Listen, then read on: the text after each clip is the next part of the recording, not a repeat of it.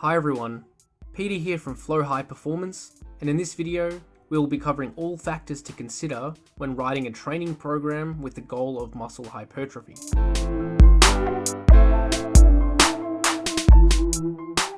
The first and most important consideration when writing a hypertrophy program is total weekly volume per muscle group.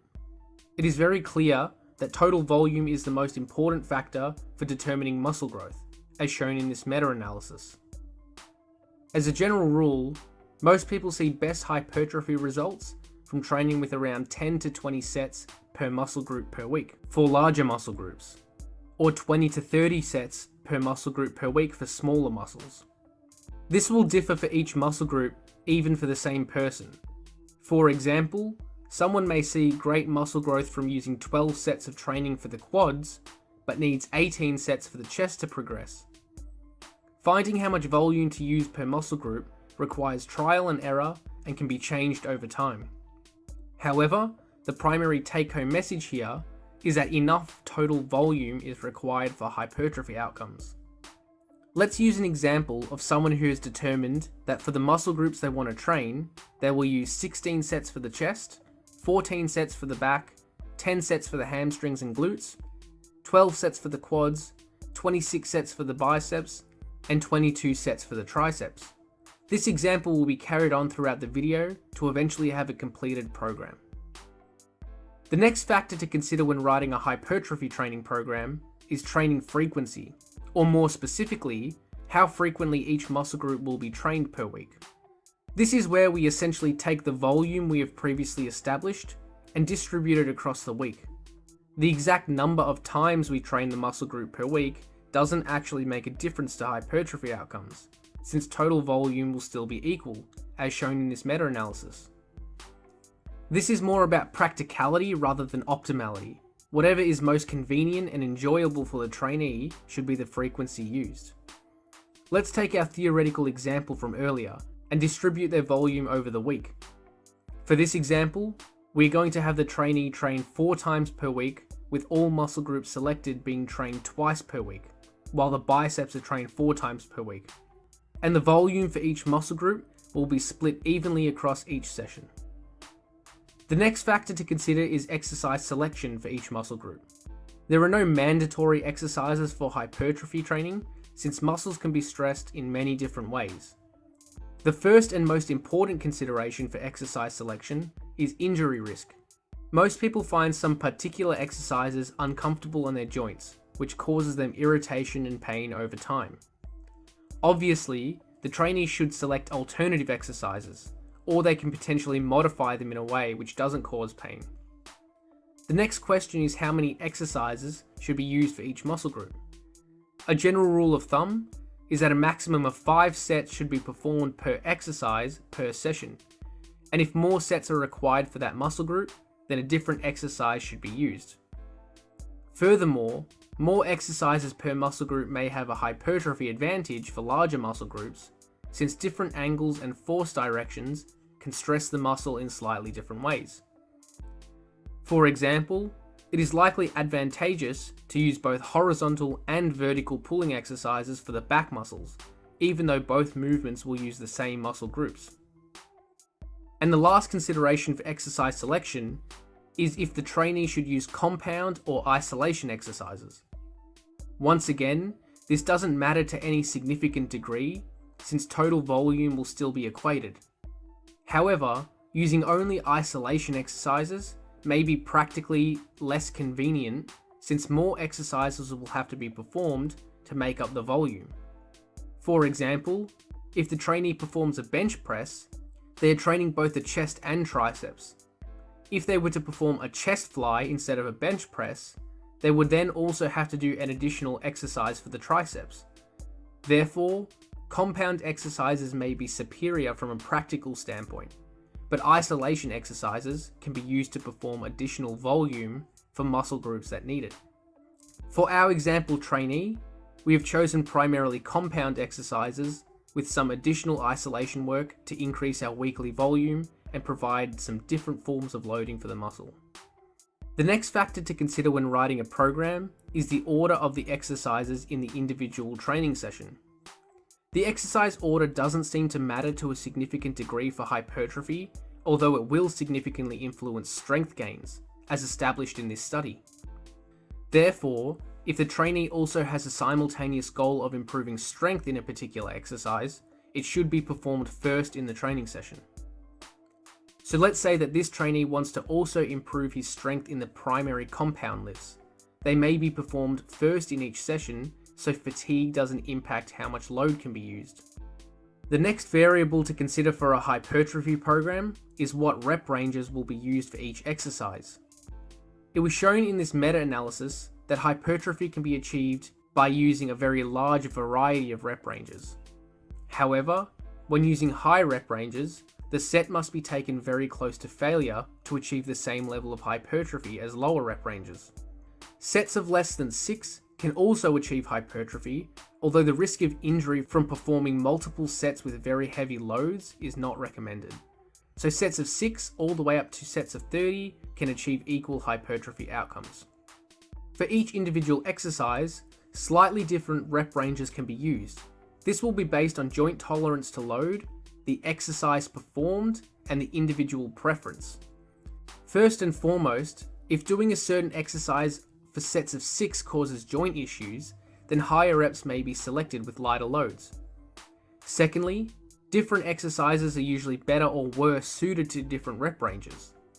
For example, back squats often feel good in the 6 to 10 rep range, but sets of 12 and above are often limited by the trunk stabilizers and aerobic capacity, rather than fatigue of the leg muscles. While isolation exercises, like a bicep curl, often feel good from using sets of 12 and above, while sets of less than 10 may irritate the elbow joint. For our trainee example, we have chosen appropriate rep ranges for each exercise based on the discussed factors. Generally, the compound exercises use lower reps with heavier loads, while the isolated exercises use higher reps with lighter loads. We can also see that the reps performed undulate throughout the week, even for the same exercises and muscle groups. This will provide a slight variation, session to session, giving a slightly novel stimulus and making the training program less monotonous.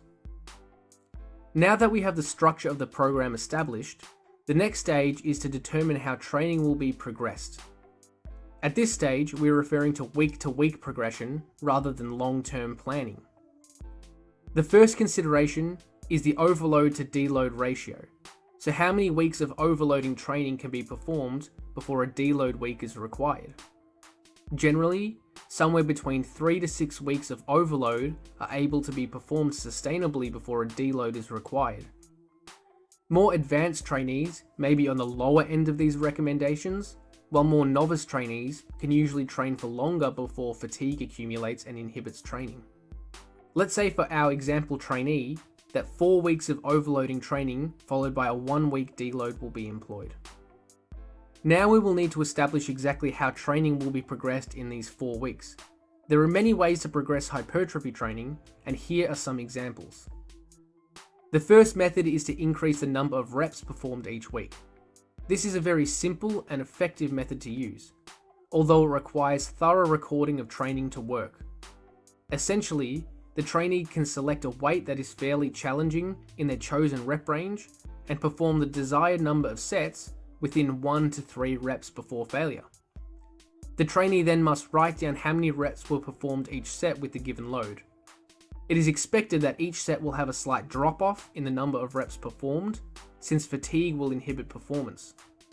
Then, each week, the trainee will increase the number of reps performed for each exercise by 1 to 3 reps, depending on their level of advancement.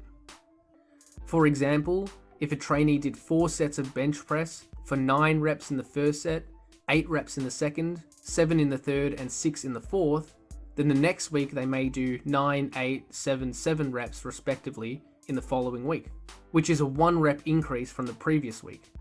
This can be done each week until the deload is reached. Another method of progressing hypertrophy training is by increasing the number of sets performed each week. This is a great method of progressing training, although it can make the program somewhat messy to keep track of the number of sets performed per muscle group per week. The way this method works is by instead of having a consistent number of sets each week, it starts on a slightly lower volume and increases to a higher volume. If a trainee established that 16 sets was a good weekly volume for chest growth, then the first week may start with 14 sets for the chest, 15 in the second week, 16 in the third, and 17 in the last week before a deload. And the last method of progressing hypertrophy that will be discussed in this video is by increasing rate of perceived exertion, or RPE for short. Essentially, RPE is a measure of how close to failure a given set of resistance training was. An RPE of 10 means that no more reps could have been performed. An RPE of 9 means that one more rep could have been performed, and an RPE of 8 means that 2 reps could have been performed, and so on. This method of progression works by increasing the RPE each week, which will naturally increase the number of reps that will be performed. So the trainee should select a load that corresponds to their desired rep range, and increase RPE week to week until the deload. For example, an RPE of 6 may be prescribed in the first week, followed by an RPE of 7, then 8, then 9 in the last overloading week. The trainee will then record how many reps were performed each set, which should increase throughout the program since the proximity to failure is increasing. For our example, let's say the standard increasing number of reps method will be employed. This means that each week, the trainee will have to record the number of reps performed each set. For example, the program may look something like this after they have completed the 5 weeks. We can see that 1 additional rep was performed each week for the bench press on day 1. The same model of progression should also be performed for each exercise on each day. The final programming consideration for hypertrophy training is block-to-block periodization. This is where we alter training after each block to provide continual adaptations for months and years on end. There are many different ways to periodize hypertrophy training, and there is no way that all methods can be discussed in this video. Therefore, we will cover some general ideas that can allow you to periodize your training with the principles in mind, rather than exact prescriptions. The first thing that needs to be understood is that after each training block, something must change in order for adaptations to continue. If you repeat the exact same program, no progress has been made. The training only needs to be changed very slightly to have an effect. For example, the exact same program can be performed with the only difference being 1 to 2 more reps performed each week, or the weight has increased by 2%. So long as the training is made somewhat more difficult, hypertrophy will be achieved.